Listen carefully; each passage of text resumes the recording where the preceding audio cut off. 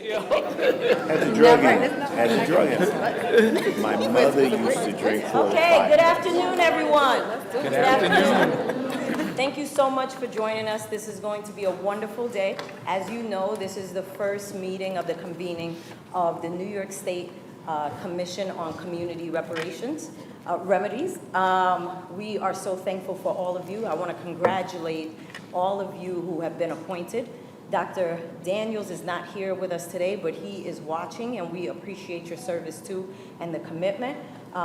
This is officially the start off, and this belongs to you, Commission members. And we here as New Yorkers are looking forward to the work that you're going to commit to over the next year, the meetings, the conversations. We know there's going to be some uncomfortable history that's revisited, but we believe that you are all up to the task. The community is up to the task to hear you, to raise however they feel about what it is that you're doing and this undertaking. But this is for New York, so we're very excited about this. I'm not going to be a part of this meeting. My name is Shirley Paul. I work for Governor Kathy Hochul. I just want to thank my colleagues who have worked tirelessly to put this together, to work through the bills, to work through the events, to helping us find the right people, the council's team, everyone. Thank you so much. So officially, we are going to hand it off to all of you. There is an agenda in the back. If you haven't had an opportunity to see it, it's the welcome followed by the oath of office, member introductions, appointments of chair and vice chair, and then the commission, whatever else the commission wishes to discuss. To do the oath of office, we have the 2 bill sponsors, Senator James Sanders and Assemblywoman Micael Salages. So what I am going to ask is that all of the commission members stand up and come line up here so you can take your oath of office. Assemblywoman, you could be on one side, Senator on the other. You can do it right after. Okay. You want to hold this? Yes. Okay. You can line up this way, please. I guess we should finish. You will face them, yes. Line up this way, we'll face them. Okay. Face. All right. Face. Dr. Hamilton, can we just have you all on a straight line? Don't worry. Yes, please. Thank you. Straight line. Raise your right hand. Repeat after me and say your name in the space. Ready? I do solemnly swear or affirm that I will support the Constitution of the United States and the Constitution of the State of New York And that I will faithfully discharge the duties of the New York State Community Commission on Reparations Remedies.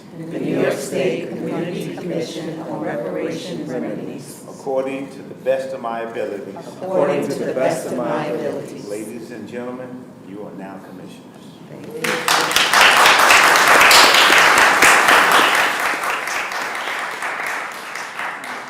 You can take your seats now.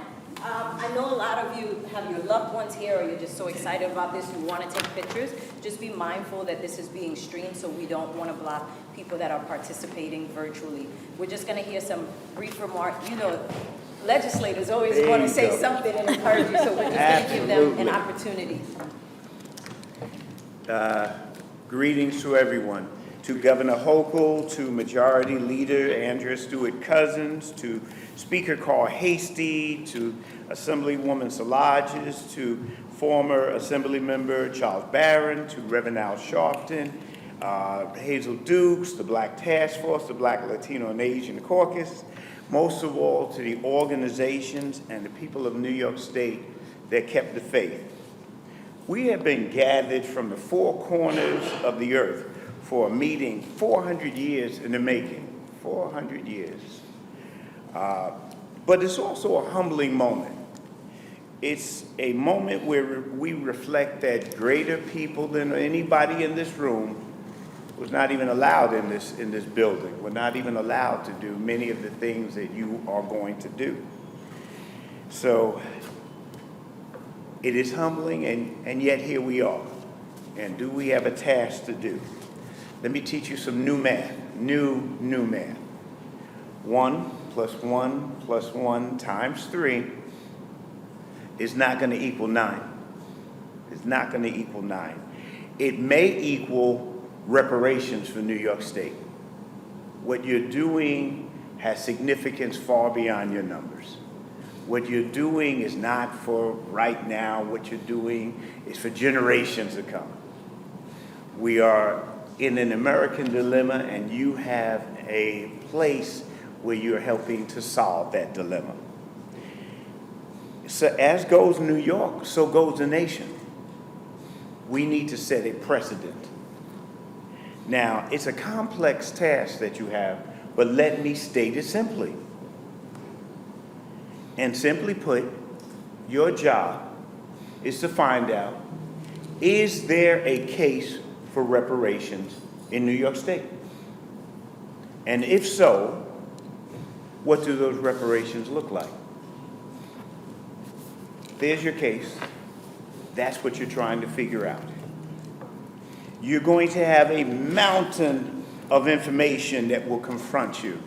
I remind you of the African proverb that says, bite by bite, the ants ate the elephant. So you're going to have a lot of stuff coming at you. Just take it one bite at a time. Make it bite-sized, right-sized. But to get there, my friends, you're going to have to figure out that another African proverb is so appropriate. If you want to go if you want to go fast, you go by yourself. But if you want to go far, you got to go together. And we need you to go far. So we need you to go together. To get to where you're going, you're going to have to marshal the facts. You're going to have to discipline the data. You're going to have to corral the questions. But most importantly, you're going to have to learn to disagree without becoming disagreeable. So important. We've got to learn that. Well, on a personal note, I thank God for this moment and the small role that He has allowed me to play in His much larger plan. I conclude by offering you some guidance that I've gleaned from my journey. And of course, my cards get out of order. Oh, I had it so together. You know what? I may have to do it. Thank God I found my card. Always keep your cards. In the book of Micah 6:8, God tells of His requirements for leaders. It is written, and what does the Lord require of you but to do justice, to love mercy, and to walk humbly with your God? So do justice, love mercy, walk humbly with one another so you can walk humbly with God. God bless you all. Go for it.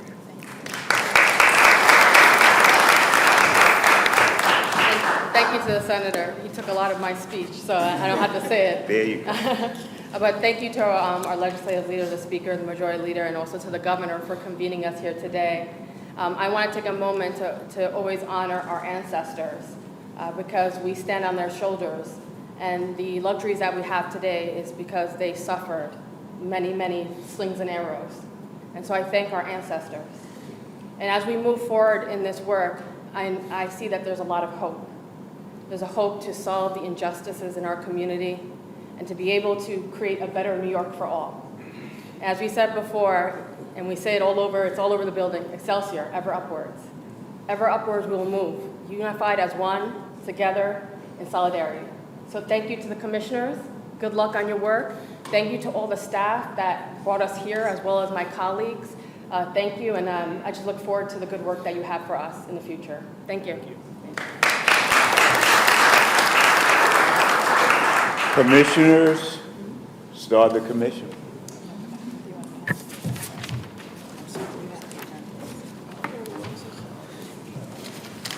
Well, I'll jump in. It's an honor to be with all of you and to have this opportunity to serve you, to do something that is unprecedented here in the state and in the nation. We've got a tremendous task before us, and I'm certain with all of us and with our dear colleague, Professor Ron Daniels, that we will deliver on the task at hand. By way of just introducing ourselves to one another, I'll let you all know that, and I think we should take a minute to do that, right? Yes. Introducing ourselves to one another. So I am a native New Yorker, born and raised in Brooklyn, New York. And I like to say and share with people that I am a daughter of the Civil Rights Movement, as well as a beneficiary of the Civil Rights Movement. I was raised by a father who served. He was in the Army alongside Dr. King as the president of the New York chapter of the Southern Christian Leadership Conference and president of the national body of the Economic Justice arm of the Southern Christian Leadership Conference.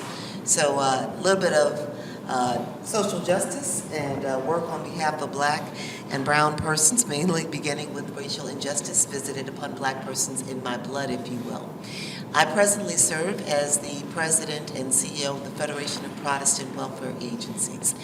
And it is an organization that was founded better than 100 years ago in New York City at a time when services for people who had been marginalized were doled out based on race and religion, where you had white Jewish children and white Catholic children benefiting from organizations and government funding that was disproportionately endowed upon them, and Black children and families were left out.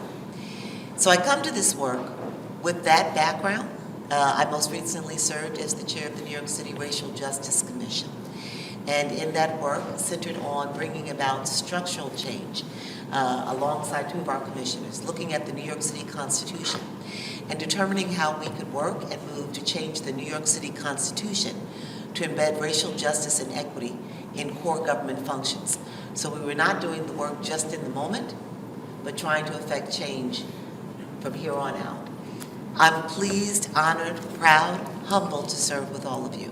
I know what I know, and I also know very well what I don't know. And I come to this table, again, humbled for the opportunity to learn from each of you, to do my part as I work alongside of you to achieve the change that we need, the reparations that are necessary for people who've long been marginalized, for Black Americans.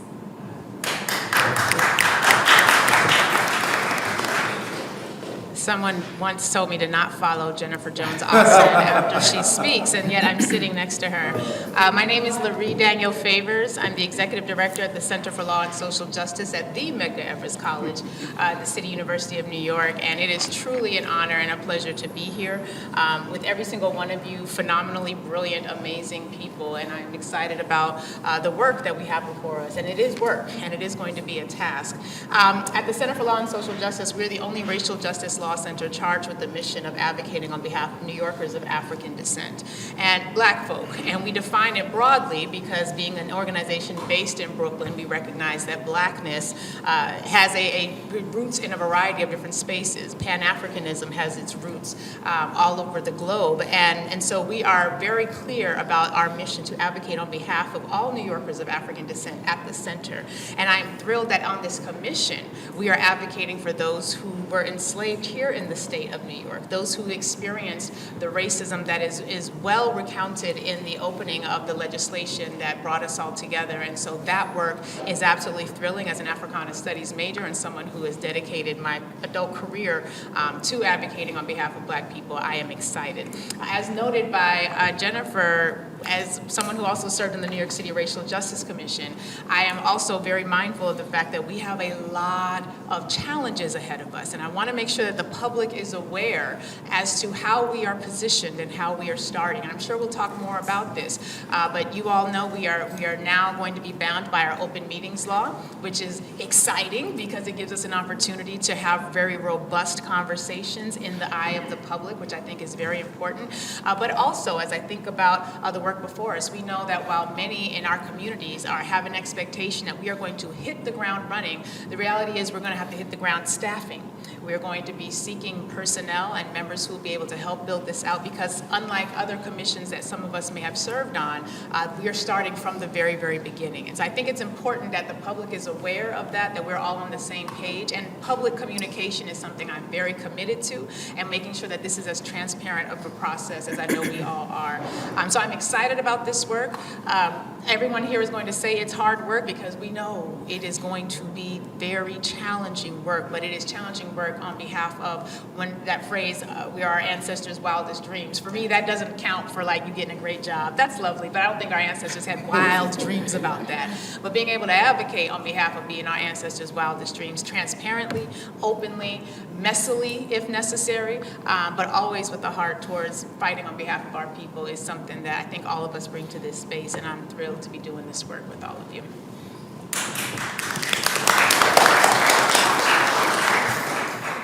So I have the challenge of going after Jennifer and Lori, so it mounts. It is a proud honor. I am Derek Hamilton, the director of the Institute on Race, Power, and Political Economy, a university professor and a Henry Cohen Professor of Economics and Urban Policy at the New School.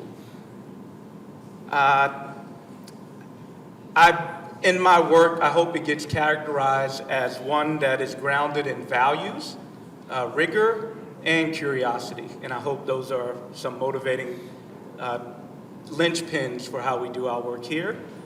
I'd also say that any examination of a contemporary phenomena without notions of history are not only inadequate, they're dishonest. I think that an understanding of history of how we got here better enables us to understand that the gross inequities that exist today are not the result of inadequate people or deficient people, but rather systems of extraction and exploitation. So in our work, again, I'm proud that we're going to do the work to try to bring forth the acknowledgement, to bring forth recommendations for redress, which will have the benefit, again, of reframing inequality from inadequacies of people, but more structures and systems that exploit and extract, so that we can come up with new systems that truly empower all of us, so that we can have a human rights economy.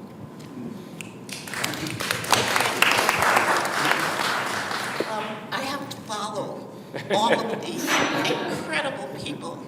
And my name is Linda Tarrant Reed. I am a historian and author. I was born in New York. I grew up in New York.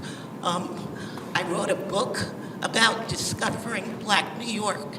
I also wrote a book called Discovering Black America from the 21st century to, from the age of discovery to the 21st century. I'm a little nervous.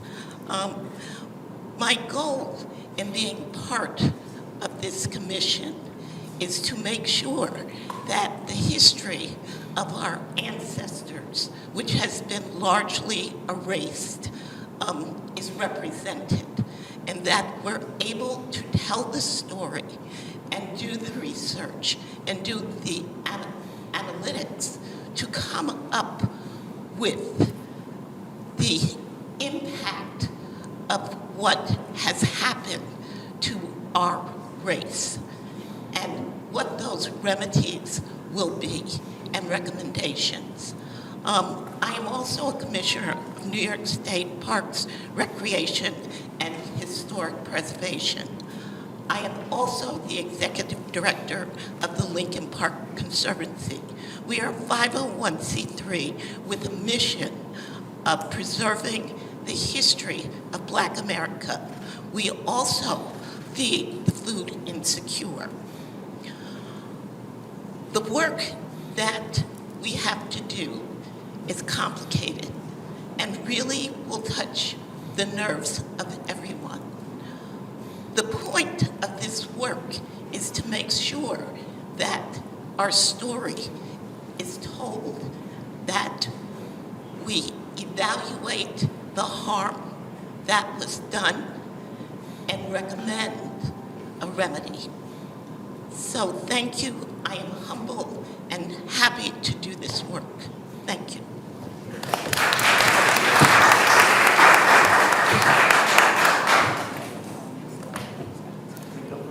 I don't think that the mic is working, so No.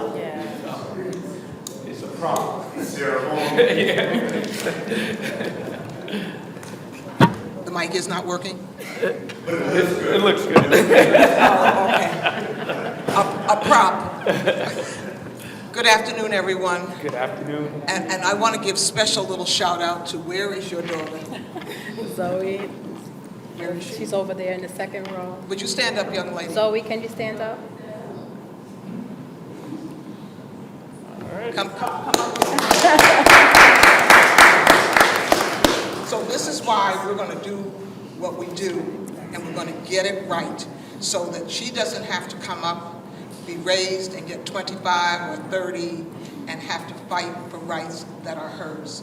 So thank you to your mama. And your beauty. And besides, she hails from not far from me. So I'm Linda Brown Robinson. I am the Western Region Director for the NAACP. Shout out to my girl Joy, L. Joy. And I currently reside in Syracuse. Oh, there we go. I currently reside in Syracuse, New York, but I was born and raised in what was then considered New York Hospital, and I think it has another name now. And my husband forced me to travel to Syracuse. We were only going to stay 3 years, and then we were going back, and we're still in Syracuse since 1968. Wow.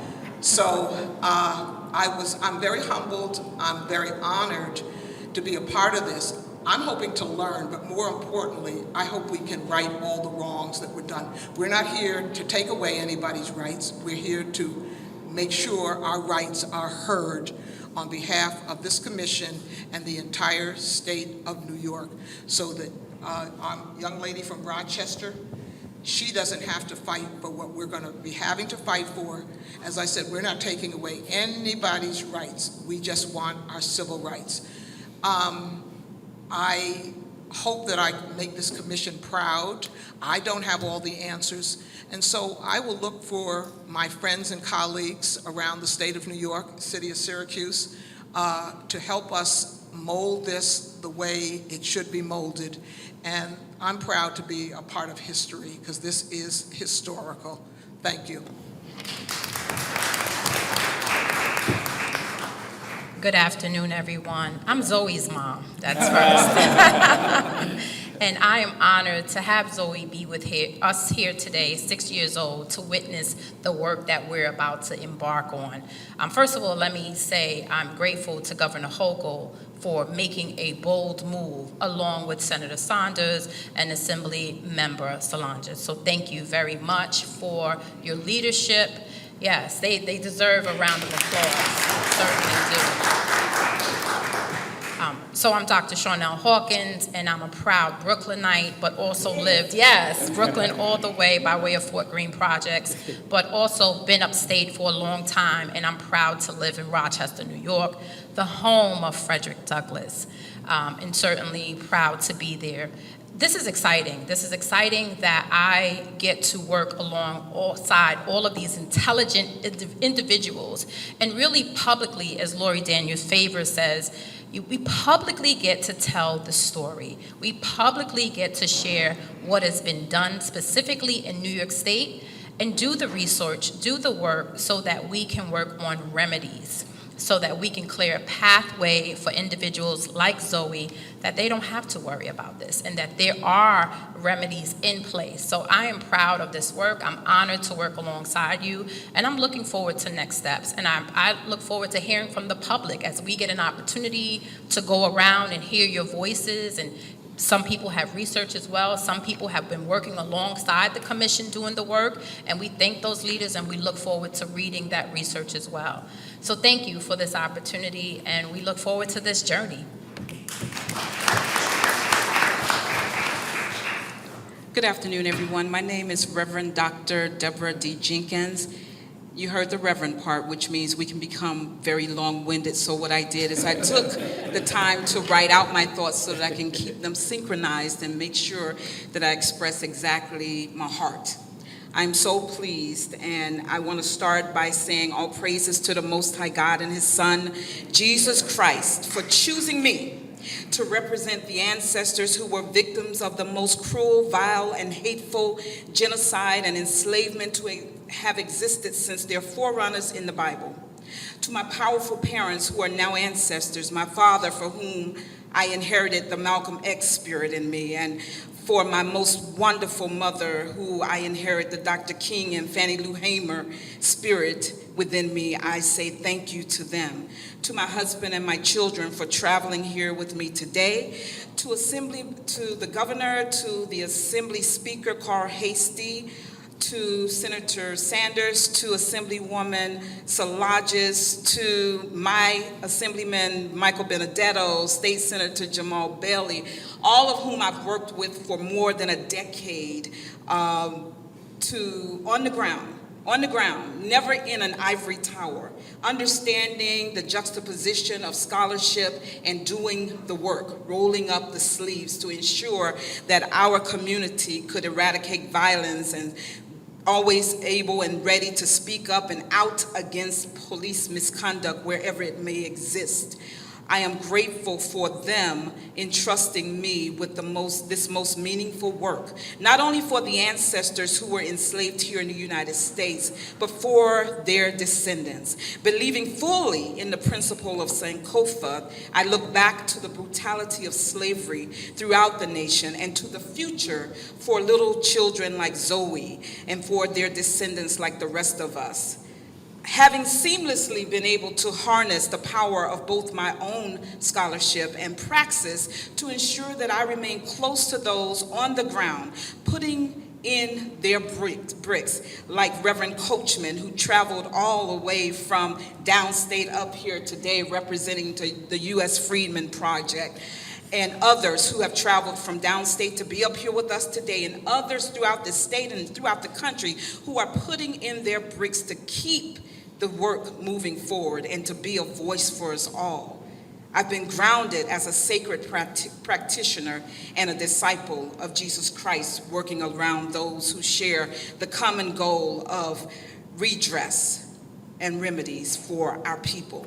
I have and continue to do deep research and study that of notables such as Dr. Sandy Darity and Kristen Mullins, Drs. Mary Frances Berry, Dr. Amos Wilson, Dr. Jawanza Kunjufu, without whom I could not have raised my children in a way to expect and believe that they were as important as anyone else on this earth. And I have concluded that with all of my work, there is still yet much that must be done.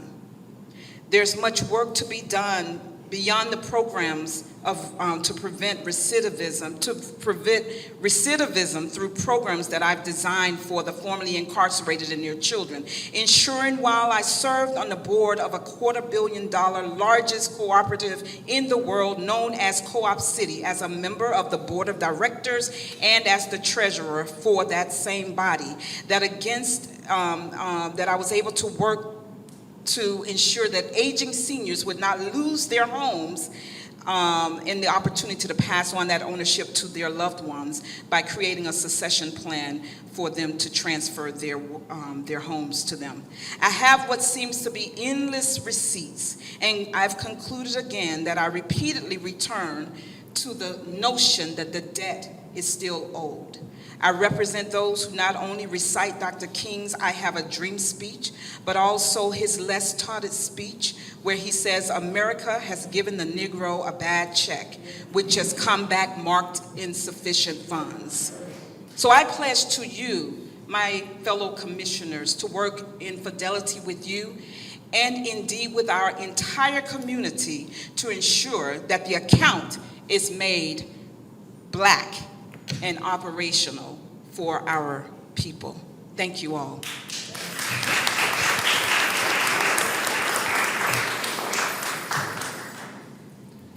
So I was okay until the preacher began to speak. And so I find myself in a very emotional state right now. And not only for myself, I'm just going to ask for the moment that we are in right now, if we can take just a moment of silence just to ground ourselves and to reflect and allow me to gather myself.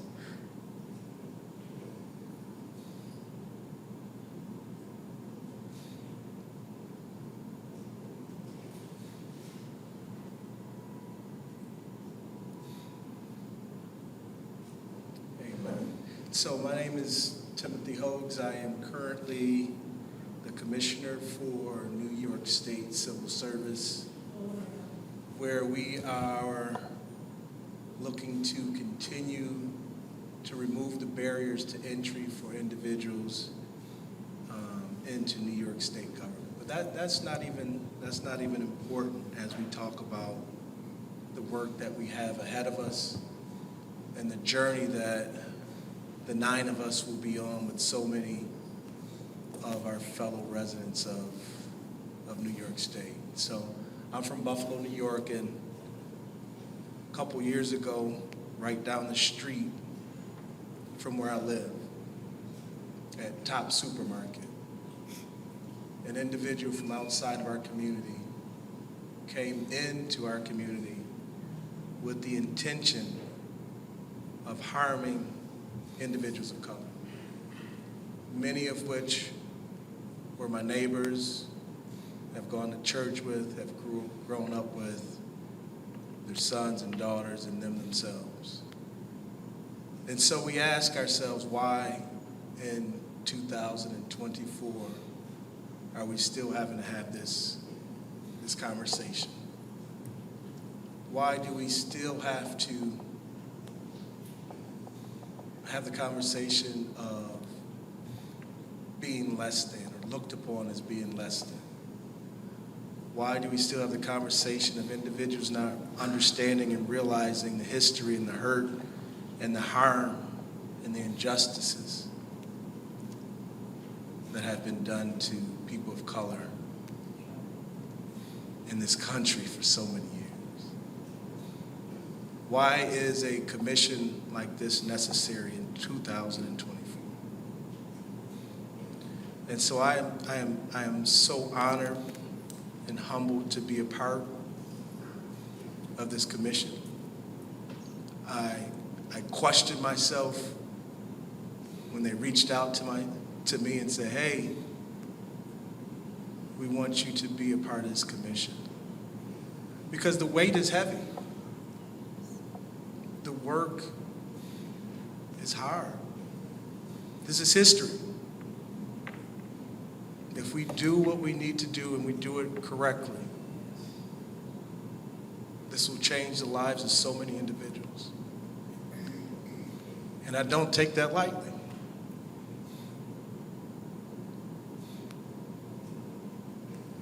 And I appreciate the opportunity.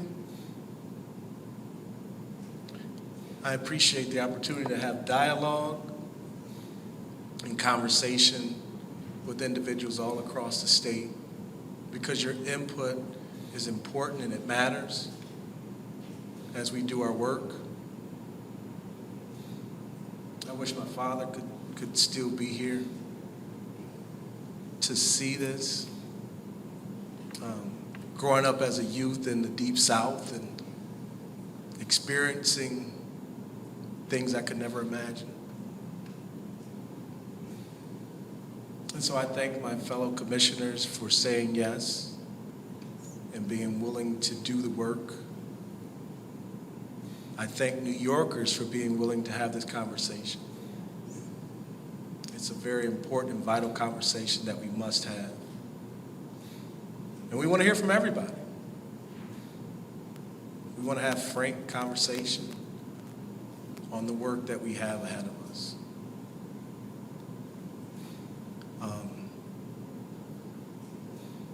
I thank my commissioners that have been through this at the city level and at some level. And I want to say this publicly, that even though we have just come together, I love each and every one of you. And as we do our work, we have to find a way to take care of ourselves, mentally, physically, and spiritually. Because the citizens of New York State, they are expecting us to do this work. And the only way that we can do this work is if we maintain and properly take care of ourselves. And so there's going to be tough times, there's going to be rough times, there may be yelling and screaming and arguments and whatever, but I'm okay with that. And I'm good with that, because it's a work that needs to be done. So to each and every one of you, thank you. Thank you for allowing me to be amongst you as we continue and as we start this journey. And I pray that it leads to something meaningful and impactful. Not that we're just checking a box, right? Because we've done that. We've seen programs and initiatives that start out with great intention but end up just checking boxes. And so that's not something that I signed up for. And by our brief interaction, I know that's not something that each of you have signed up for either. And so I am a minister at Elam Christian Fellowship in Buffalo, New York, and I can be a little long-winded as well. But I just pray to our Heavenly Father, whoever it is that you believe in and that you pray to, that we do this work in decency and order, that we do this work and we allow the voices to be heard, that we do this work without being fearful of influence, and that the work that we produce at the end of the day will glorify you and do justice to our ancestors. It's in your name we pray. Amen.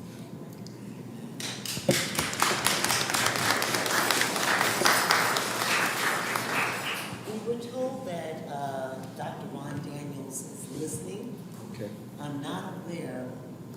Is it possible for him to participate, or is he just listening? Do we know? Just listening. Okay, very good. I've got the mic. So we've got some order, we've got some business to take care of. And the first order of business is to elect a chair and a vice chair of the commission. And so it is my suggestion, but let's put this to the group to first, to decide whether or not you would agree or disagree, that we first, before we appoint a chair and vice chair, we talk about the duties of chair and vice chair. So we know whoever takes on these respective roles, they have an appreciation, as do we, of what they've signed up for. Is that fair? It is. Okay, so we're in agreement? Yes. And part of it, and we have to do this because of the legislation says so. At the first meeting of the community commission, we have to elect the chair and vice chair. Just so for those that may have not seen the legislation. So with that appreciation, are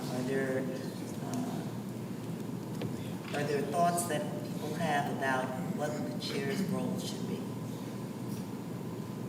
I would just suggest part of the role of the chair and the vice chair is going to be determining what the organizational structure is going to be.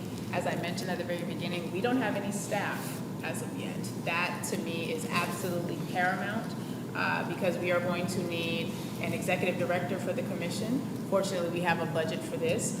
We are going to need an attorney for the commission, and attorneys, plural. As an attorney, I don't want to be overly biased, but we're going to need some legal support, and that's something that we saw intimately with the New York City Racial Justice Commission, particularly in light of the fact that everybody, let me not name names, remember where I'm at, particularly because this is a very litigious area, and there are a lot of folks who are looking for any reason possible to shoot down what we are doing.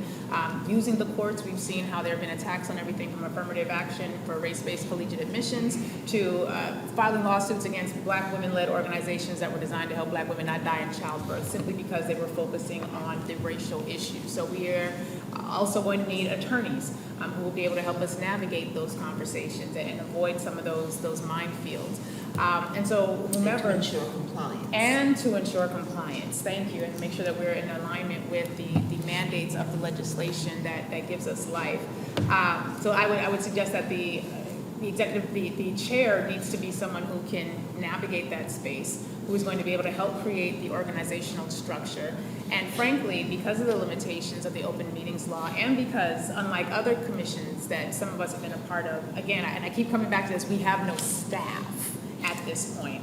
Because of the constraints of the open meetings law, we're also going to need the chair and the vice chair to have a certain level of power to be able to navigate, negotiate, hire, and make decisions, which is going to require those of us who are not in the chair or vice chair position to be comfortable ceding over that power. The practicalities of how we're starting out I cannot overstate the challenge that we are facing without staff at this point. And so the chair and vice chair would need to be folks who are able to navigate that and who would be able to take on that particular configuration of the role as well. And if I may add to that, as we look ahead to the next 12 months, that chair, the chair and vice chair also have to then have the ability to provide direction and guidance to the staff that are appointed, the staff/consultants who are appointed to these roles. Meaning that we do not have the capacity as a commission every time a consultant needs to move on a particular request put before them or a task at hand to come together as a body and say, okay, go. We have to be able to delegate to the chair and to the vice chair the ability to direct, counsel, and guide the staff/consultants in the execution of their duties. I also believe that we probably want to consider adopting Robert's Rules of Order in order to ensure that while we see this authority to the chair and the vice chair, that each voice of each commissioner is seen as equal, and Robert's Rules of Order does that. We are to give the chair and the vice chair guidance. They are not to take this power and run with it. And so because we are limited in our knowledge of one another, that means that we have not built a level of trust. The one thing that we all at this table and Dr. Daniels in his absence have in common is that in some way, shape, form, or fashion, we are all or have been executives. So, and this work is brand new, never done before. This is not, and no disrespect to CORE, in the city of New York. This is the entire state, and we're going to consider that we're all starting at the same point, I would think. So I believe that we want to make sure that nobody's voice is marginalized because we give authority and powers to a chair or a vice chair. Good deal. And for purposes of record setting, the commission in New York City was not CORE. Right. It was I'm sorry? The commission, Okay. the commission, just for purposes of record, it was the New York City Racial Justice Commission. Right. CORE is an outgrowth, just for record purposes. Okay, thank you for the correction. Absolutely, absolutely. I also think that the chair and vice chair has to have a knowledge of how New York State works, since part of the responsibility will be to liaison with the departments of the state of New York. I think it's very important for that person or the persons to have the understanding of how to get things done. And I know that can be very difficult when you're navigating a very large, structure. But that is something that we have to keep in mind. I think if I may, one of the points Dr. Jenkins made, Reverend Dr. Jenkins, excuse me. Dr. Jenkins is fine. I'm gonna try to get all your honorifics in there as much as I can. very rightly pointed out that this is different than what was happening in New York City. And I think that difference is one of the challenges that we face at the outset, which is one of the reasons why transparency with the public is so important. When we did the New York City Commission, we already had all of this in place. And that was a 20-month effort with the staff fully hired in place, a team, researchers, and the ability to pull in subject matter experts. So that was a 20-month effort after staffing. So the good Reverend Doctor rightly points out that we are in a far more disadvantaged position in many ways, because staffing, as we all know as executives, can take time.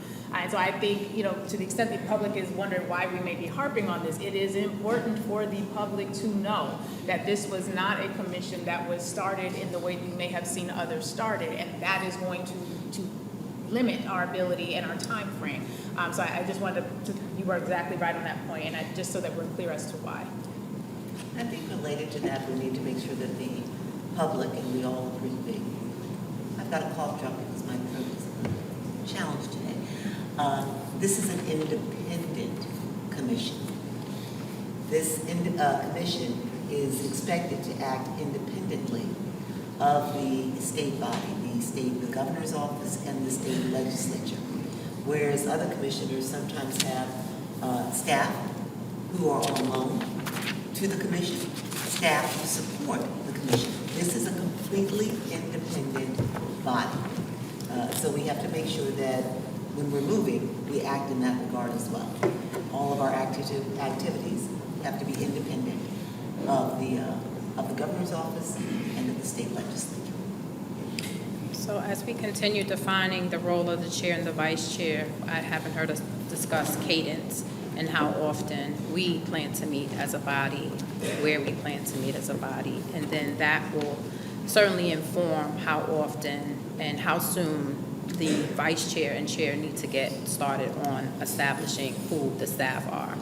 And so I think we know we have a short timeline. We have a 12 to 18 month timeline.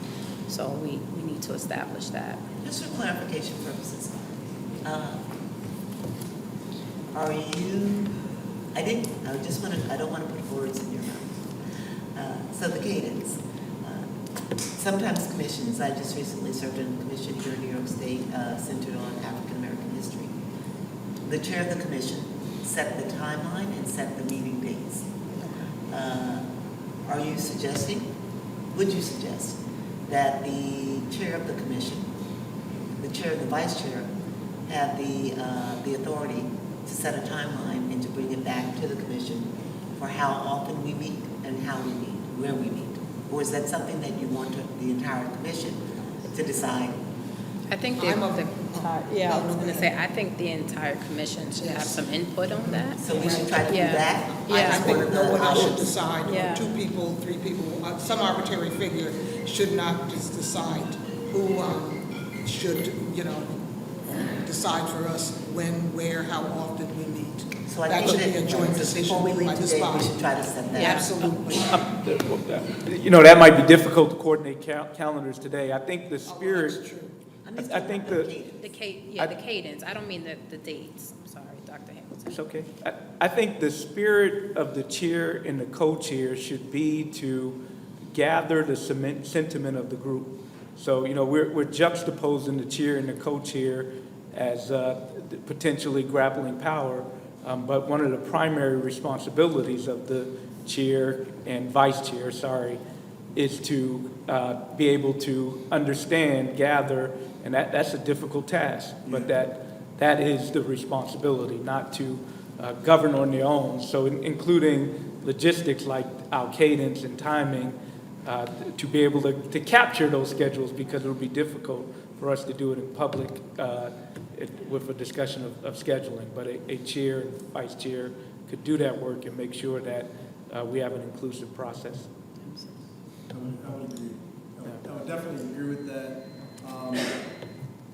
And the operation side of it, the logistics side of it, that would weigh heavily on both the chair and the vice chair as far as the coordination and that type of stuff. I would see that being one of the primary functions of the individuals that hold those 2 positions, to make sure that we have a flow, to make sure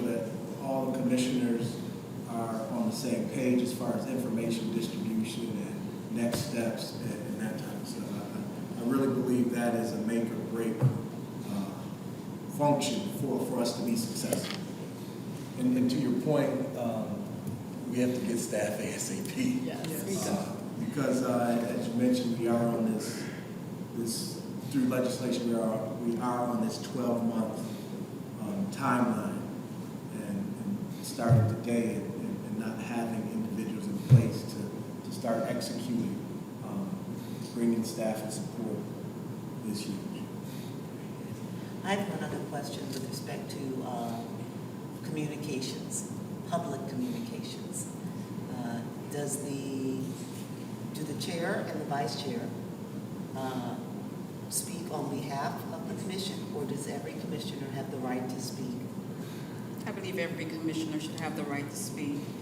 I think we all perhaps have different ideologies. There are going to be some nuances there, and if yours is different from mine, yours, then there is a swath of the public who will never hear if we relegate voicing to the chair and co-chair. So I believe that the public is depending on the 9 of us to give voice to what they have to say when we are able to, and to speak to them. Yeah, I mean, certainly we're individuals with our own voices, and we should maintain those and that responsibility. But again, going back to the point, when the chair and vice chair is speaking about the commission, it is their job to represent in an inclusive way the voices of the commission. And when we staff up, a component of our staffing should be communications. Yes. Yes. Right, and I raised the issue because there's also the concern that we all should have, that we do not have any one of us, out there speaking on behalf or giving the appearance of speaking on behalf of the commission. Right. About They something not the commission does articulate not. everything from all of us. Right, and so we Maybe have their to be individual very, opinion. very careful about that. I think we've been given some limited level of guidance on what can be said, and while we are able to determine what goes out, that's why I really believe and I feel strongly about us adopting Robert's Rules of Order, and also one of the staff hirings needs to be a parliamentarian who is very familiar with that, to ensure that everybody's voice on this commission and those throughout the state who are being represented by this commission, those who have an interest in what happens here, and is represented. And when that person hears that we might be going off a little bit, even if it means that the chair or the co-chair or both are speaking on behalf of the 9, I believe what happens before that person or those people get out there is very important, that everybody's voice has been heard. Like you said in your opening comments, Commissioner Holtz, I am not here just because, right? We have all traveled to get here, and this is serious business. We're going to have differing opinions. It's not about being individuals, Dr. Hamilton. I think we're all individuals in this entire room, but there's a fidelity to people who are doing the work, even if that means they just picked up their brick yesterday. And I believe that there needs to be a space for their voices, and not only people who, out of great respect to Congressman John Conyers, who had done this for the longest up until his death, trying to push reparations, right? So there are those who have very well-established organizations. I am of the opinion that just simply because they have very established voices in this realm of work, that should not relegate grassroots organizers to a lesser place. And that, I know that's not what you intended by saying that, but I am here to ensure that when they want to approach a commissioner, unless they are trying to push an agenda that then that commissioner comes back and speaks about, specifically about the work that is at hand, they need to be able to feel confident to hear from us. Whether it's on the record, and I don't know if that's what you mean when we're making official statements, but I'm not here to have my voice flattened by two people when we're a 9-member commission. As I think that one of the distinctions that I'm seeing is that if I'm speaking on behalf of Loree, Loree has a lot of opinions that I should be able to and will continue to share in a variety of spaces.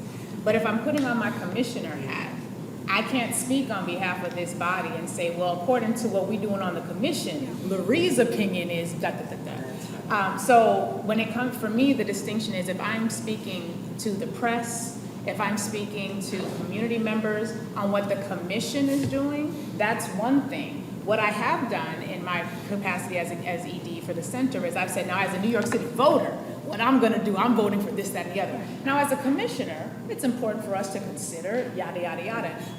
But when it comes to official statements on behalf of the commission, to me, in my mind, I distinguish that between speaking on behalf of the commission and speaking as an individual. My other challenge with the Robert's Rule of Order, which I love, because it's predictable, it's understandable, there's a book, and it's wonderful.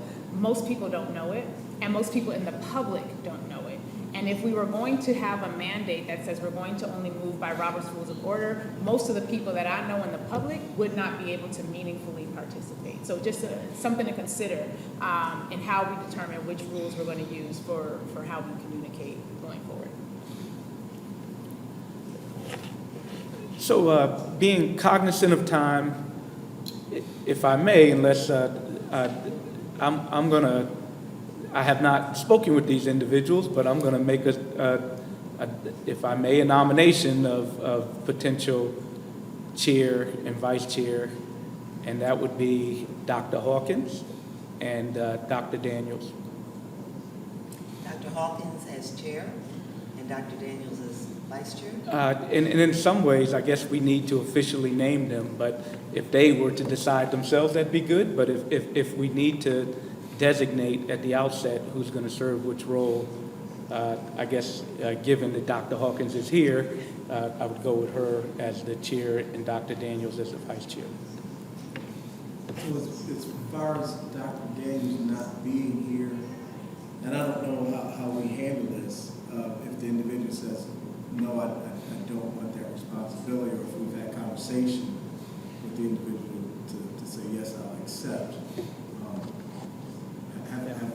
I'd say we revisit it. I think as long as we had the leadership position settled, I think it might not be as difficult to get a partner and vice chair at that point. So at this meeting, we're, as far as the legislation is concerned, we have to put both in place. Yeah. I don't know if that can change. I don't know if there's a mechanism for that to change down the road. If I think we determined that mechanism. Yeah. I would submit that you probably can, we can probably elect a chair and vice chair, and should one of them not be able to serve in that role, in that capacity, then we can have an alternate. I support Dr. Hawkins. I support Dr. Hawkins. I'm sorry, Linda, go ahead. Go ahead. No, I guess it was asked and answered. My question was, do we select that alternate today? I think so. So that we can move forward without any more delay. We're already on a time crunch. I think we can hold on and address the chair, because I think it's really difficult to say that Dr. Daniels should be the one selected as a vice chair in his absence. If anything, perhaps he would be the alternate if there is not one sitting at this table who would desire to be the vice chair. Isn't he listening? And perhaps we might have others who might be interested in being the vice chair Here's here. the deal, we don't have to now jump to a vote at this particular point. If there are other persons to be nominated, we should first hear if those names are being put forward, and then we can have a conversation about who are the candidates and their interest, and then a vote. Yeah. Well, if he's listening, does someone have his number? He is traveling, he's abroad. Okay, we did get that email. And just to make it clear, Dr. Daniels had his schedule way in advance of this convening coming together. So Yeah. he believes that it's important and everything. So it's just not him not being here. He had pre-existing plans that included him. Yeah, and you know, I'm just going to remind us of the time, just because, and then say, I completely agree with Jennifer's point that if there's alternatives to what I'm proposing, obviously we should consider them, and we need not go directly to a vote.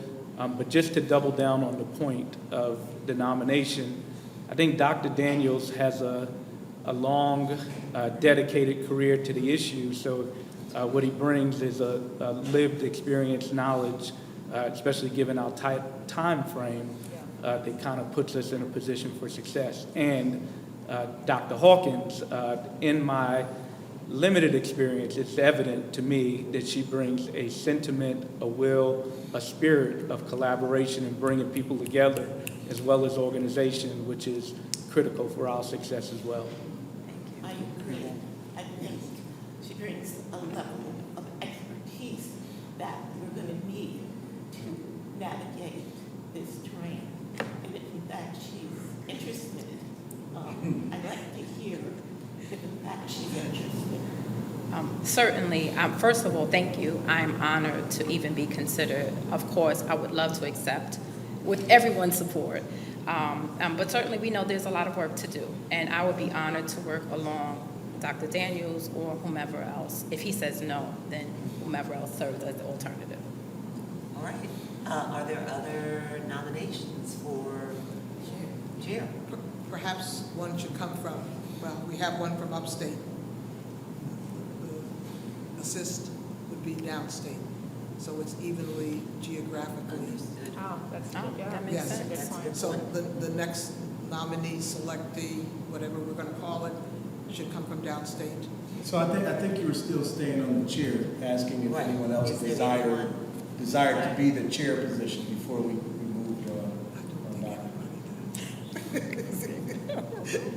Hearing none? Hearing none. All right. Okay. All I right. believe we have All a those in chair. favor? I don't know whether to say woo-hoo or not.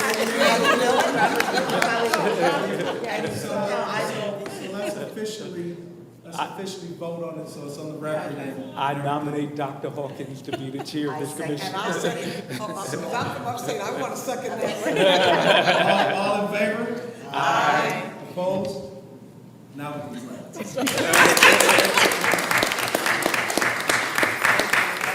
My work is done. Thank y'all. So the chair really officiates over the meeting, right? Are you ready? I'm ready. Okay, so now. Okay. So if we could bring to the floor a nomination for the vice chair. Dr. Hamilton? Having heard the discussion previously on the qualifications of Dr. Daniels, it would be my honor to second the nomination for Dr. Daniels to serve as vice So a chair. motion has been made and second. Any discussion? I would just throw my hat in there. I would throw my hat in there as a downstate representative who knows very well the landscape and knows many organizations. We're going to need the church, and I am well positioned within the high ranks of the church to ensure that we are able to bring large bodies out when we go from the furthest place of state to the furthest point in Long Island. And I'm just putting it out there. So we have a second nomination. And so we've heard a nomination for Dr. Daniels and Dr. Jenkins. And so any other nominations that we choose to bring to the floor? So we still have a motion. And so I think we have, should we just do a vote? Because we still have a nomination. So We have a motion. on the motion, seeing that Dr. Jenkins here, I will second, because I believe we need to get a second to get it there. So I will second. It has been seconded by. No, so here. So we have a second, we have a second for Dr. Daniels, so now I'm seconding for Dr. Jenkins. Now discussion. Now discussion. So, I have, well, I would say that I recommend that we make it, that we consider a vice chair and an alternate.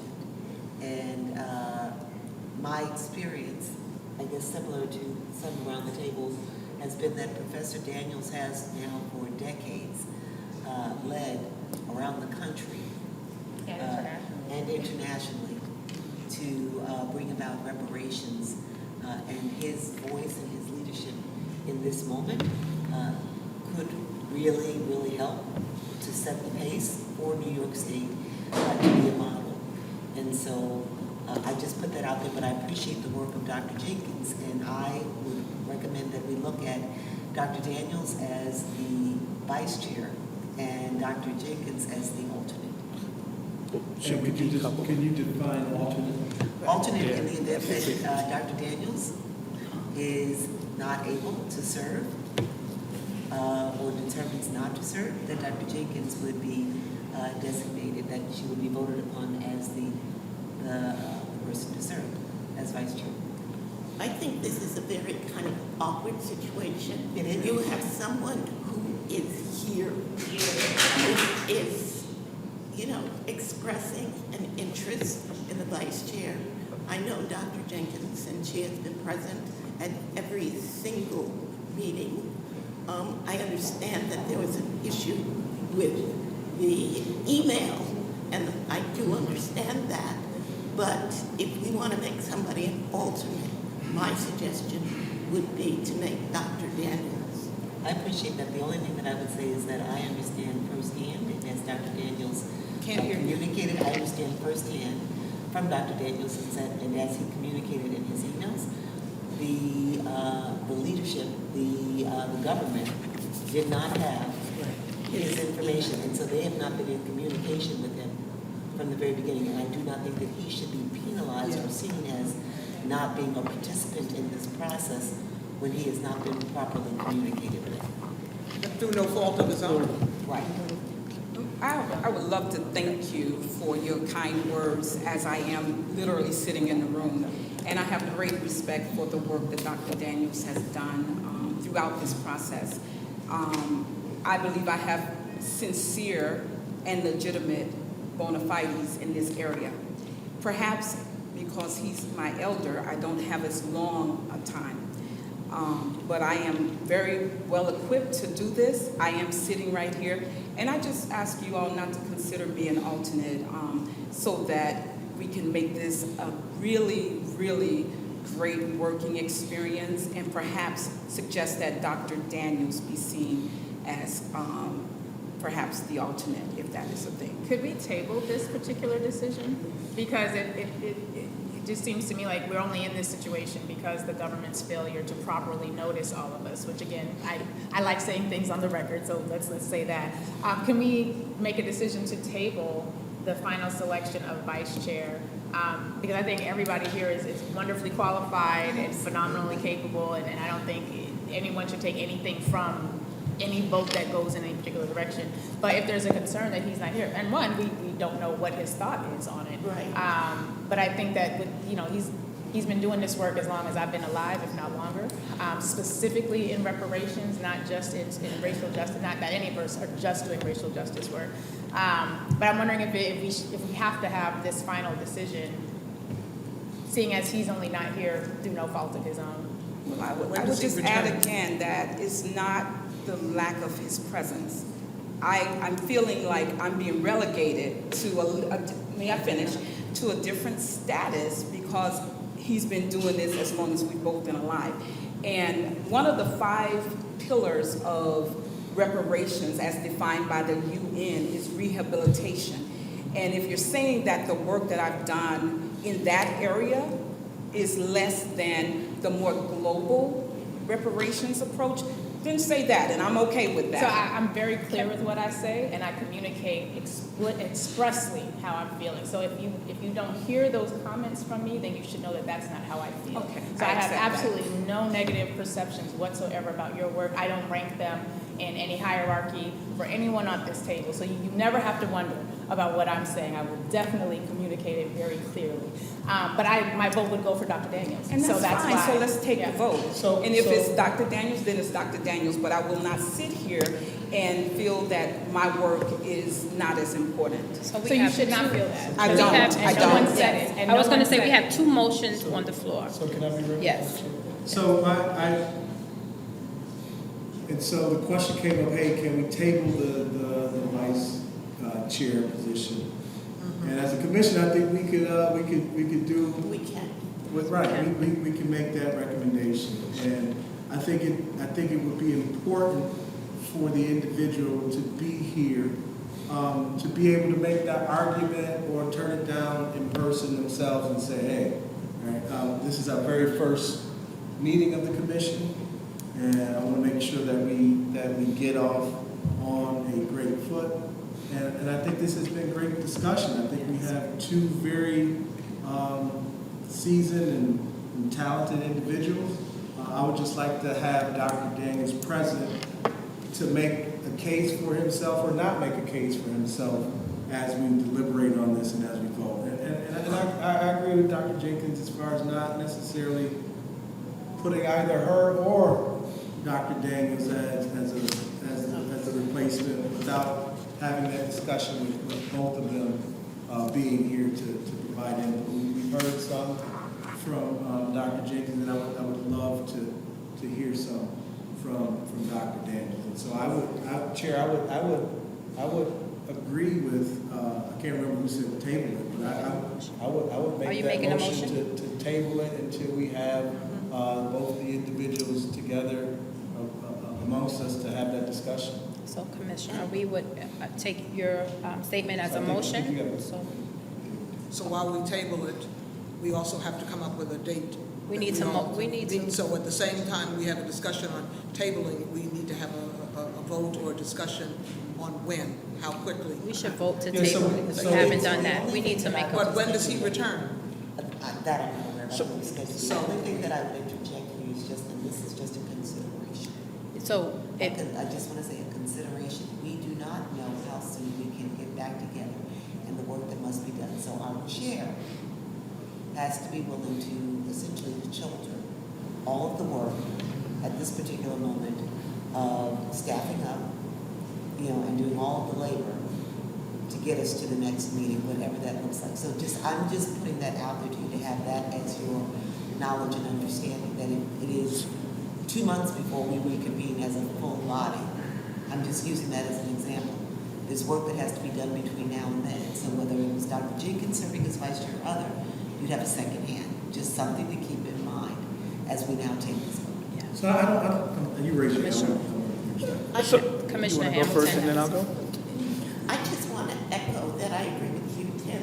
I find it difficult to vote for a person who's not here and who we don't even know if he's interested in being in that position. So I agree with table. Right, so just a couple of things. One, the motion to table seems just from the conversation that once it's second, it will pass. But I also just want to go back and demonstrate the enthusiasm by which we elected a chair. And the understanding that although it would have, as Lori pointed out, we would be better set up for success under different circumstances. This task is not your sole responsibility. Yes. We appreciate your willingness to lead us, and it's our responsibility to be there with you. So that and support you and make sure that happens. Yeah, so I was going to agree with that absence of the vice chair. We're not out on the island. I don't. No, she's not out on an island. We're all going to be with her. We just cannot meet as a body, a full Right. body, according to the rules. So there are two things. We have a motion on the floor. We have a third motion now on the floor. And so we're going to entertain the motion to table the vote. And so it's been seconded by Dr. Hamilton. All in favor to table the vote? Any opposed? Okay. Abstentions? Looks like it's been unanimous. Okay, so we will table the vote. I'm asking the group, can we agree to have a special meeting just for this so that we can come back together quickly and we're not waiting 2 months so that we can elect our vice chair? And so if we can try to come together within the next 30 days to elect our vice chair. And I don't know if we can do that electronically, but it's probably not. But I think that's something that we should do. I think this might be considered a special meeting We could have a special meeting just to elect the vice chair, so we can continue moving forward. And we might be able to do it again. So we just have to check as far as open meetings. Right. We have one. How that works and all that stuff. I read that we had to alert the community within 1 week. Well, as far as virtual. Oh, okay. And so I Yeah. think there's some stuff I think it's, yeah. that plays into that. We just have to figure that out. I'll learn so about we that. are in compliance. I'll learn about that, and then we can set a meeting within the next 30 days just for the vote. And you just need a quorum. Right? Yes. What was that? You just need a quorum. We need quorum for that. Consisting of at least. Of at least one, right. And that meeting would be for the express purpose of just not selecting a vice chair. Yes. So that would be a special meeting. All right. Good deal. I motion to adjourn. All right. Do we want to take, first of all, do we have any other business that we want to discuss before we have any public comment? I'm just sorry, we're still,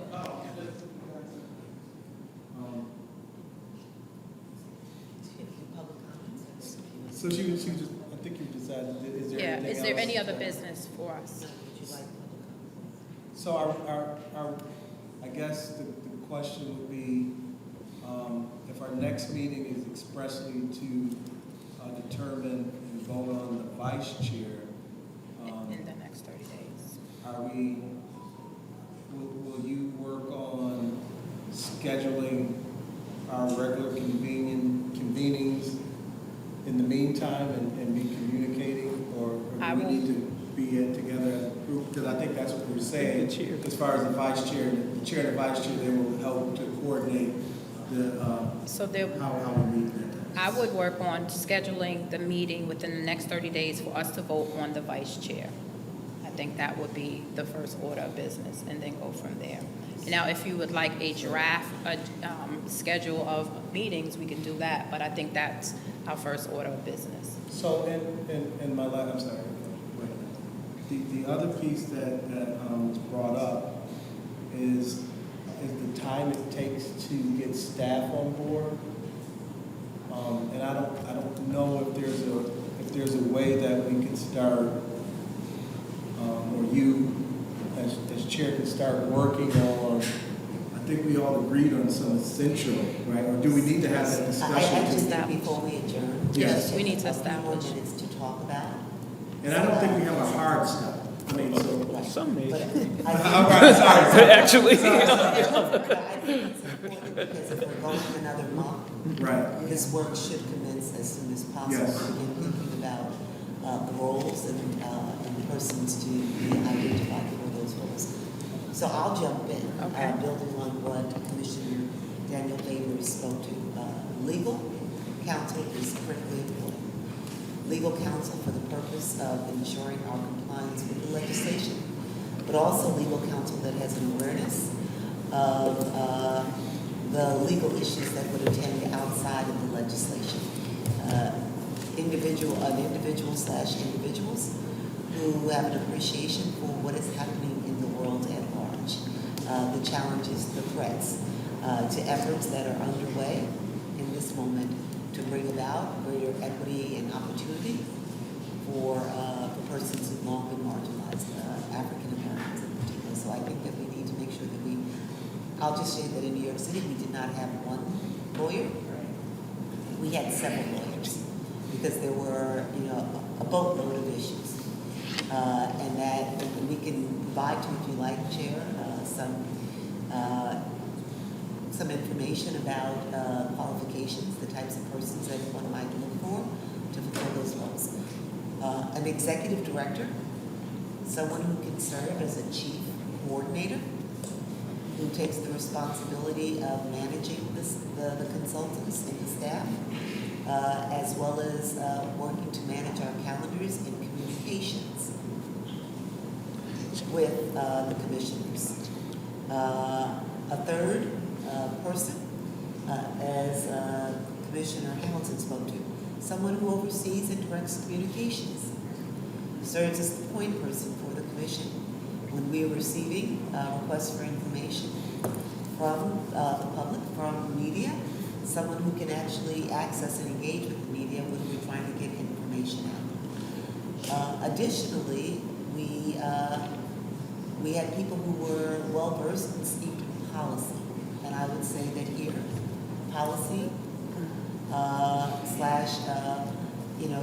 looking at somebody who maybe is a resident historian to work alongside those with expertise. Other considerations that I would just throw out: analysts, people who are have the analytical capacity to run the numbers, look at the data, etc. Community engagement, officers, director of community engagement, personnel, someone who is the point person that helps us to think about how we are engaging with the community and ensuring that the voices of the community are heard. And then the last thing I'll say is that we need to make sure that we have a scriber. Somebody, a scribe slash secretary, somebody who is really staying on track of what we're doing and ensuring that what we're doing is properly reported, and we're dotting the I's and crossing the T's. The other piece that I think is missing is that we need to establish the budget as far as how much we're going to allocate for salaries, transportation, all types of community engagement. And so are we working on that jointly to put that together? Is that an expectation that we hire someone? Is that an expectation that I take a first draft at it and that the commission looks at it and we all have input? I would just say you could look to your executive director / someone who performs in that role, executive director, kind of like a COO. We still need to establish what the salary would be. Oh, absolutely. Yeah. I'm just saying that that's somebody Yes. who then could help you to set that structure up. Yeah. And we also need a parliamentarian. Yes. I'm sorry. Yeah, I'd say operationally, I'm not sure that we should necessarily have this conversation right now. I think that individually, there are,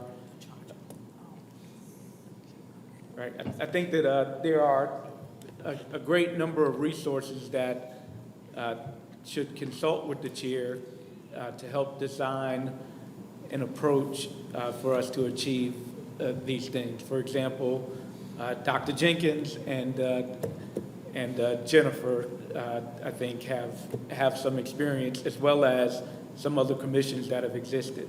So we clearly need infrastructure, but I doubt that we as a committee can define that infrastructure right now in a debate forum. And at the risk of going on, I'll just put a button on it and say, with some time to think about it and consult us as individuals or various other entities that have done this, come back with a well-defined plan and, again, take the message that we trust your leadership and expect that you in consultation can bring us something.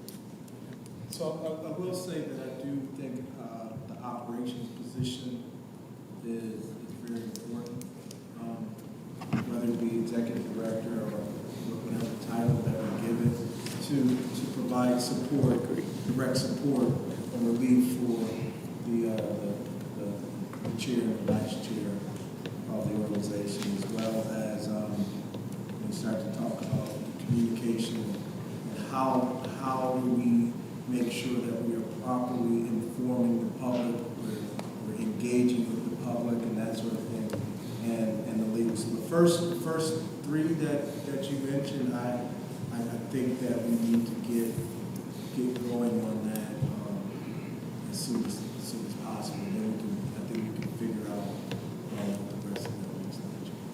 So just in terms of subject matter expertise, what was very helpful in past iterations of similar work was having people who had done some, perhaps were familiar with the legal framework of truth and reconciliation commissions, perhaps who are steeped in how other racial justice or reparations type commissions have functioned in other jurisdictions, both here in the States and abroad.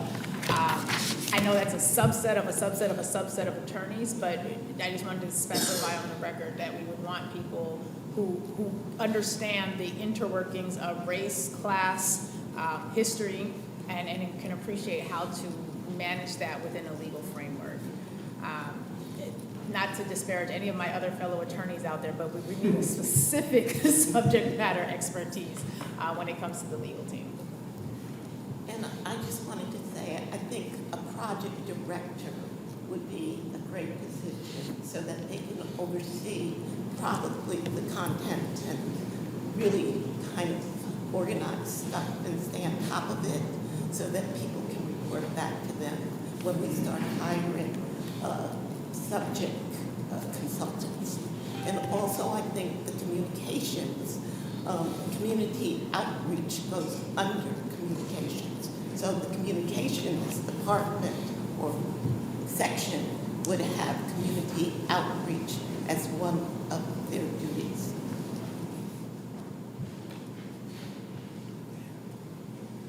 Any other points? Just, again, I would say the parliamentarian, we need one, And an economist, right? and an economist. And Said that. researchers. Researchers, in subject matter. Yep. I would just like to say I'm delighted that you are the chair. I am too.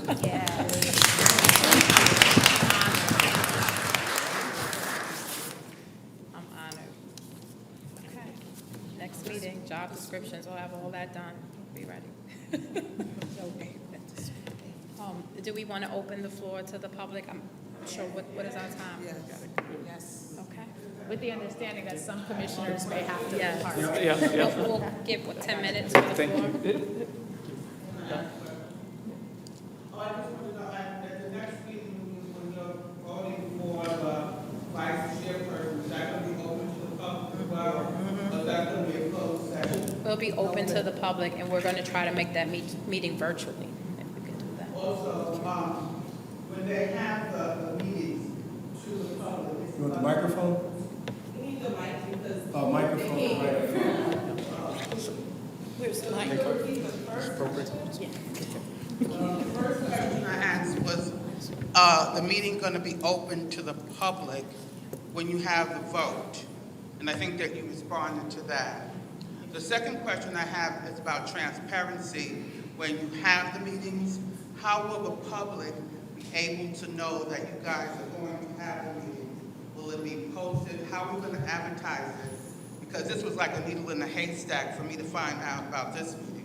And moving forward, how would I be able to attend meetings? Also, will you be having all the meetings here, or is there going to be other places? That's a great question. It's a great question. The commission does have a website. We do know the commission has a website. We're required to provide 72 hours notice of a meeting. I know that, and so I think we'll have to look to our state partners to learn how else we can promote the meeting so that you all are aware, but everybody I agree would with just that. add that to your point, that's one of the roles of the communications and Yeah. community engagement personnel. The communications, if we have somebody overseeing communications and community engagement, that will be one of the responsibilities. That should be one of the responsibilities to make sure that we are have a setup where the community at large has knowledge of what the commission is doing on a continual basis, when meetings will be held, and to the extent that we can provide a schedule well in advance, we would aim to, I would think we would aim to do that as well. Would that person be on board for the next meeting that's going to happen? No. Probably not. I think I wanted to say, based on the information we've received, every public meeting has to be noticed. It has to be published in a place. There probably will be a link on the website, Reparations Commission, that will take you to that link. But besides that, it has to be publicized. It has to be put in paper. You know, that's So- something. Once we get staff, we'll get better at this. Sure, This is the first meeting. That is something we will. Commissioner Hodges. So it is our desire to make sure that the public is well informed of our meetings. We understand that this one was a little rough as far as us coming together and individuals that were organizing us to come together. But when you asked about will we be meeting here every time, no, we will not. If you look at the legislation, it talked about us going across New York State, so being in various parts of the state to get input from individuals and have that opportunity for them to have access to us. As far as the website, we know that not everyone will go to the website, so we will be able to figure out ways to post and have the meeting information in areas that individuals will be able to see it. And if there are recommendations for where and how, I believe the chair will be open to receiving that, and whatever is practicable for us to do, we will make sure. Because once again, we want to get the voice of the public. And I also think that all meetings will be streamed. So there will be a place or, a link, probably on the Reparations website, when we have meetings in other locations throughout the state. I think you're going to be able to hear. Will the public be able to send in questions at that point? Well, that is something that. So if we, please don't hold me to it. So yes, so if we are holding virtual meetings, there has to be a way for public comment to come in that way. If on the agenda we say that we have a portion for public comment. We want to acknowledge that we have a question over here, and then I think we'll have room for one more question after that. It's not mainly a question. It's just this is the first meeting, and already there's a lot of miscommunication. I mean, the person that was supposed to be here, it sounds like the information didn't get to him either in time. Just moving forward, as far as the public is definitely very emotional. This is everyone's lives. All of us are in the field. Just moving forward, you have to consider the public. You have to. Because you guys are representing us right now. And just seeing this meeting right now, there's a lot of concerns already that I have. So it's just something that you guys definitely have to work with each other, because again, communication is key. And just seeing within this first meeting, you guys definitely got to work on the communication, because you guys are the voices for us moving forward. I just want to say, for the record, we were all as similarly uninformed about what was happening as was the public. And so, yes, that's one of the reasons why getting a communications team on board, and again, this is why I keep coming back to not having staff before we were convened, is a challenge. Because we were all similarly, and I'm going to say late, noticed in the same way that the public was. And I know that there is a spirit of let's play along and get along, but I'm going to tell the truth. A lot of us didn't find out about this until last week. So that's right, but saying that to say that's with the structure that existed before we were convened. Right, and you guys are here to change that now. Yes. You guys are here to change that now. Okay. So moving forward, I guess the next meeting, definitely, that should be something that's key, because that's a problem within just our history in general. We don't get all that information at all. We really don't. And if we do get the information, it's like a telephone game. All this is misinformation. So just the front, like basically the attitude, or just what you guys are doing is you want all the information. You guys should be getting that information equally, and just as much as you guys is the public. Because there's going to be 10 of me. There's going to be 10,000 more, 10 even more stronger than me that's going to come in here, and it's going to ask you all these questions.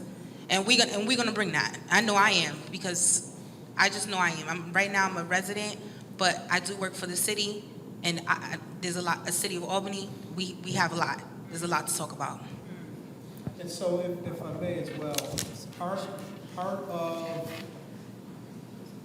the law that makes sure that the public is informed is part of rules and regulations that prevent us from getting coordinated without the public being present. So when we talk about the open meetings law, so I forget how long ago that we were presented with the opportunity that we're going to be impaneled to do this work.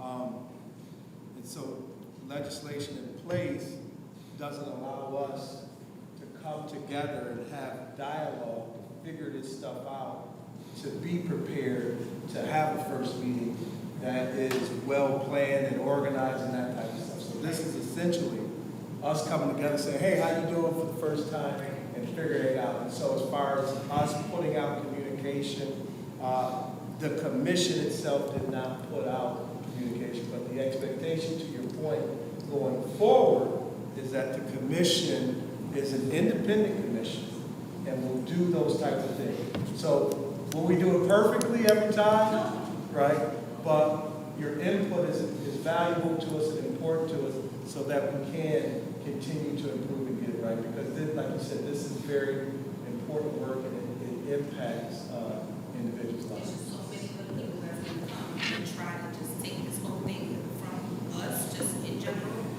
They're going to spin it. It's just more about just you guys are really working as a unit, you guys working as one, but then also being that voice for us because we're going to get lost. Thank you. Thank you. Okay, thank you. I just have a question. I think it would be good to make it available for the public to call in with comments, because everyone can't come, physically come. So there should be a way where those who have comments to make should be able to call in. Because this is the reparations, this is for the community, right? So we all need to be able to give our input and also to call in with our input, because we want to be heard. Thank you. I certainly, as we take our last question, I certainly imagine a place for community members to make comments and for us to get that feedback prior to the meeting, for you to ask questions so that we can be in a more organized fashion and have the questions ahead of time. As we all said, this is our first meeting, first gathering, and so we do plan to get better as we go along. So thank you for your support, your patience, and we're looking forward to being on this journey together and getting better every single meeting. And if we're not, we want that feedback. We certainly want that feedback from you. I know this gentleman right here has been waiting, and then we'll take our Commissioner Daniel's favors and prepare to adjourn. So a couple questions and then a couple of observations I'd like to make. First question is, what was today's mission? Clearly, what was the objective for today? To elect the chair. Yes. And vice chair. So we didn't accomplish that today. Yeah. So we didn't accomplish that today. And I'm going to say to you that we have a willing, ready, and able body here. There are always going to be people that can't be available at certain points in times. I don't think that it diminishes the contribution that any particular person would make. If people have preferences for a vice chair or whatever, it wouldn't diminish that person's contribution to this body if that person isn't able to serve in that. But I think it's important to always fulfill your mission at each meeting, because otherwise it's a short time frame. It's a very short time frame to get the work done that you need to get done. So I understand that it appears that people have preferences for certain things, but you're all here equally. That's the most important part, and your contribution has got to be effectively equal, or at least valued in the same way. And so when you have people that are here willing and able, and I would have liked to have seen that for any position, that it first be asked who's willing to serve in that position before someone just decides, I'm going to nominate someone. That's just, to me, inappropriate, right? You want to know who really wants to serve in that position before you just decide we're going to nominate someone. So let's pay attention to what we're doing, because we are in the public view, right? And to say that, I hope that in the next meetings, people are more organized and more informed, and that we can just move forward more effectively, because the time frame is so short, and we're going to hold you all accountable in terms of that time. Thank you. Commissioner Daniels. Yes, and thank you so much for that comment. And I think that's one of the reasons why Commissioner Hochul referenced the fact that by law, we were not able to have conversations ahead of time to ascertain a lot of this information. And as I've said before, and I'm just going to say it, some things feel like a setup. Right? Like some things when you look at how, I'm going to say it because I'm going to say it. Some things feel as though they could have been set up far better for success. And it is important for us to acknowledge the fact that we sometimes have an unserious approach to very serious matters. And when that unserious approach is something that we are subjected to but did not initiate, I think the public should know that. Because I think your point is absolutely on point.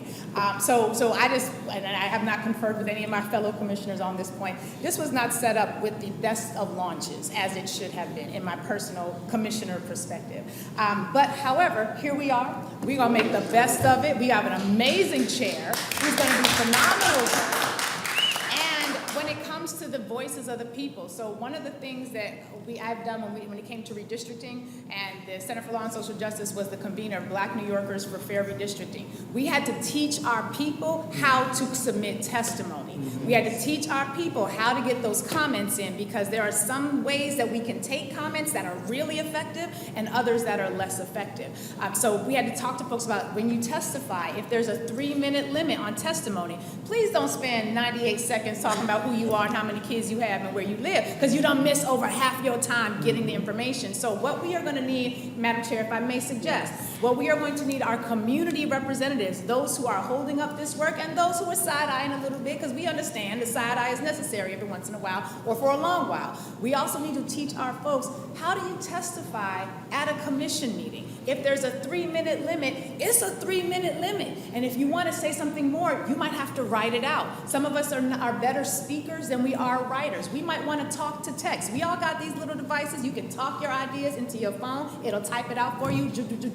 Have somebody from your organization help look it over, make sure it's done grammatically correct, and submit it written testimony. But because there is so thousands, I'm expecting millions of you, sis, not just thousands, I'm expecting millions. If there are millions of people, the limitations alone require that we also as a people be disciplined in how we manage and demand the change that we need. So one of the things we will also need, please don't have people running up in the meeting wanting to have a 45-minute testimony time, because it's not going to happen. And if their emotions are not managed effectively, they're going to feel as though the process let them down, when frankly what they wanted to give into the process did not have the institutional structure to sustain and accept. So it's going to have to be all of us working together. I got my staff back home working on how are we going to teach people how to submit their testimony to the Reparations Commission? How are we going to teach people how to find the meetings for the Reparations Commission? Because half of us couldn't find it either. So I think, again, I'm transparent, we're going to be honest, but we are going to need to make sure that it's the oral testimony. There will be opportunities for written testimony.